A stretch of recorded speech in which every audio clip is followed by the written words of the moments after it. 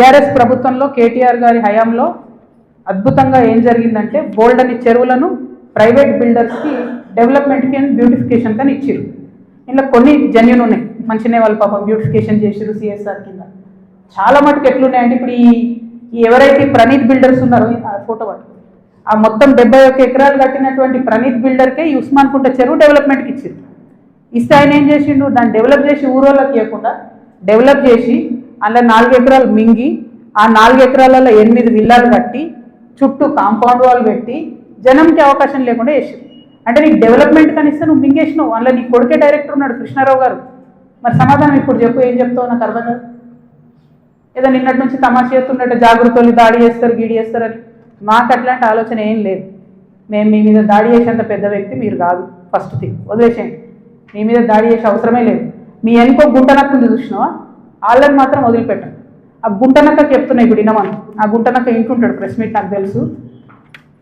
CEAT lands ఉండే, దాన్ని తర్వాత ఏం చేసిండ్రు, సెయింట్ గోబెన్ అనే కంపెనీకి ఇచ్చిర్రు 70 ఎకరాలు.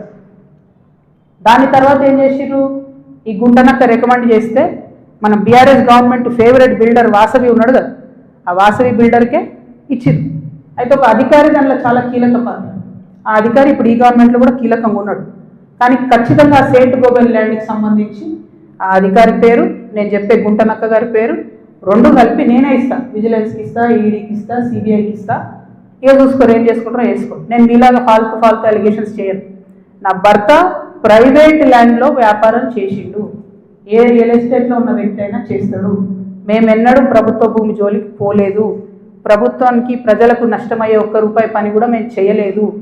మీరు అనవసరంగా లేనిపోయిన అలిగేషన్స్ నా మీద వేసి ఈమె ఏదో జనం బాట పేరుతో జనంలో పోతుంది, ఈమెను డిస్టర్బ్ చేద్దాం, మైండ్ ఖరాబ్ చేద్దాం అనే ఆలోచనలు పెట్టుకుంటే మాత్రం నేను చూస్తూ ఊరుకోను. ఇవాళ జవాబు ఎందుకు ఇస్తున్నా అంటే నేను మీలాగా వెన్ను చూపించి పారిపోయే వ్యక్తిని కాదు. నా మీద వచ్చిన అలిగేషన్కి అవుట్ రైట్గా సమాధానం చెప్పే వ్యక్తిని. నా జాగృతి కార్యకర్తలందరికీ కూడా, తెలంగాణ ప్రజలందరికీ కూడా నేను క్లారిటీగా చెప్తున్నాను. 10 ఏళ్ల బీఆర్ఎస్ పాలనలో నాకు ఏ దాంతో కూడా సంబంధం లేదు. నన్ను నిజామాబాద్ వరకు పరిమితం చేసిండ్రు. 5 ఏళ్ళే నేను యాక్చువల్గా ఉన్నది పవర్లో. ఆ 5 ఏళ్ళు ఎంపీగా ఉన్నప్పుడు ఢిల్లీ, నిజామాబాద్, హైదరాబాద్. నా మొత్తం ట్విట్టర్ చూసుకోండి, నా క్యాలెండర్ చూసుకోండి. ఇప్పుడు ఎట్లయితే జనం బాట పేరు పెట్టుకొని ప్రతిరోజు తిరుగుతున్నానో అప్పుడు కూడా నేను మన ఊరు మన ఎంపీ పేరుతో నిరంతరం ప్రజల మధ్యలో ఉన్నా. పైరవేలు చేసుకోలే నేను ఎప్పుడు. నేను చాలా గర్వంగా ఫీల్ అయినా. నేను తెలంగాణ నుండి మొదటి ఎంపీగా పార్లమెంట్కి పోయినా. కొట్లాడుతుంటే మీ పిచ్చిలేసినట్టు గంటలు ఒరుతుంటే మీ పార్లమెంట్లో ఎంత ఫైట్ చేసినాం స్టేట్ కోసం. మీరేమో మేము ఆడ ఢిల్లీలో కొట్లాడుతుంటే ఇక్కడ ఏసీ ఆఫీస్లా ఉండి పందికొక్కుల్లాగా కేసీఆర్ గారు నీడనే ఏరి ప్రజల సొమ్ము తిన్నది కాకుండా ఉల్టా నా మీద వెకిలి ప్రయత్నాలు వేస్తే మాత్రం ఒక్కొక్కరిది కాళ్ళు ఇరగొడతా చెప్తున్నాను. నాకు ఇట్లాంటి భాష మాట్లాడడం ఇష్టం ఉండదు. ఇలా మాట్లాడక తప్పని పరిస్థితి అవుతుంది. లేనిపోని అంటగట్టకండి. 10 ఏళ్లలో ఎన్నడూ ఎవరు గవర్నమెంట్లో నా భర్త పేరు వినలేదు. ఇవాళ మీరు ఆయన మీద అలిగేషన్ చేస్తున్నారు. ఆయన ఫోన్ ట్యాప్ చేస్తారు, సిగ్గుండాలి, ఇంటర్లో ఫోన్ ట్యాప్ చేస్తారు, ఇటువంటి వెధవ ప్రచారాలు చేస్తారు.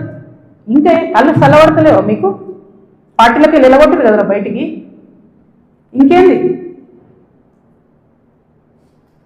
నేను ఊరుకునేదాన్ని కాదు బిడ్డ, చెప్తున్నా. ఇప్పుడే మొదలుపెట్టినా. మీరు సెయింట్ గోబెన్ సంగతి చెప్పండి. వాసవికి ఇచ్చినటువంటి 100 భూములు ఉన్నాయి. ఇవాళ గవర్నమెంట్ని, కాంగ్రెస్ గవర్నమెంట్ అంటారు కదా మీరు, హిల్ట్ పాలసీ పెట్టి దారాదత్తం చేస్తున్నారని. దానికి కిటికీలు తెచ్చింది ఎవరు? దానికి బీజం వేసింది ఎవరు? డిస్టిలరీ భూములు అమ్మినరా? లీజ్కి ఇచ్చిన భూములు.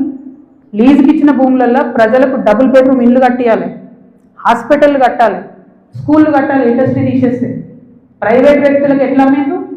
దాని మీద సంతకం పెట్టింది ఎవరు? కేటీఆర్ గారు కాదా? చాలా కంపెనీలు ఉన్నాయి. మీరు కూడా సెలెక్టివ్గా లీజ్కి ఇచ్చారు కదా. మీరు కిటికీలు తెరిచిర్రు, ఈ గవర్నమెంట్ దర్వాజాలు తెరిచిర్రు దోసుకొని తినండి అని చెప్పి. జనానికి మాత్రం ఏం చేయకండి. హాస్పిటల్ కట్టకండి, స్కూళ్ళు కట్టకండి. ఎవడన్నా నా సొంతోడు అడిగితే మా మీద ఉల్టా అలిగేషన్ ఇవ్వండి. అల్టిమేట్గా ప్రజా జీవితంలో ఉన్నటువంటి వ్యక్తులుగా, ఒక ఆడబిడ్డగా, తెలంగాణ ప్రజల మంచి కోరుకునేటటువంటి వ్యక్తిగా నేను మీ అందరినీ కూడా రిక్వెస్ట్ చేసి చెప్తా ఉన్నాను. నా మీద బీఆర్ఎస్ పార్టీ ఏదైతే విష ప్రచారం చేస్తుందో నా మీద, నా భర్త మీద, దాంట్లో ఇనుమంతా కూడా సత్యం లేదు. దానికి సంబంధించి అన్ని కాగితాలతో సహా నేను చూపించడం జరిగింది. ఇక ముందు కూడా నా మీద ఎవరు ఏ ఆరోపణ చేసినా నేను ఖచ్చితంగా జవాబు చెప్తాను. జవాబు చెప్పిన తర్వాతనే నేను ప్రజల పక్షాన నిలబడి వారిని ప్రశ్నిస్తాను. వారు మాత్రం జవాబు చెప్పకుండా వెన్నుపూస చూపించి పారిపోతూ ఉన్నారు. అది కరెక్ట్ పద్ధతి కాదు. మేమేదో మీ విఘ్నతకే వదిలేస్తున్నామంటే ప్రజలేం వదిలిపెట్టరు. టైం చూసి కర్రు దాల్చి వాత పెడతారు. మీరేం గొప్ప నాయకులు కాదు, పెద్ద నాయకులు కాదు. ఎంత పెద్ద నాయకులైనా ప్రజలకు జవాబుదారీ అన్న విషయాన్ని మర్చిపోయి మీరు ప్రవర్తిస్తే మాత్రం ఊరుకునేది లేదు. ఇది తెలంగాణ, ప్రజలు మేలుకుంటారు, ఖచ్చితంగా మాట్లాడతారు. Thank you. జై తెలంగాణ.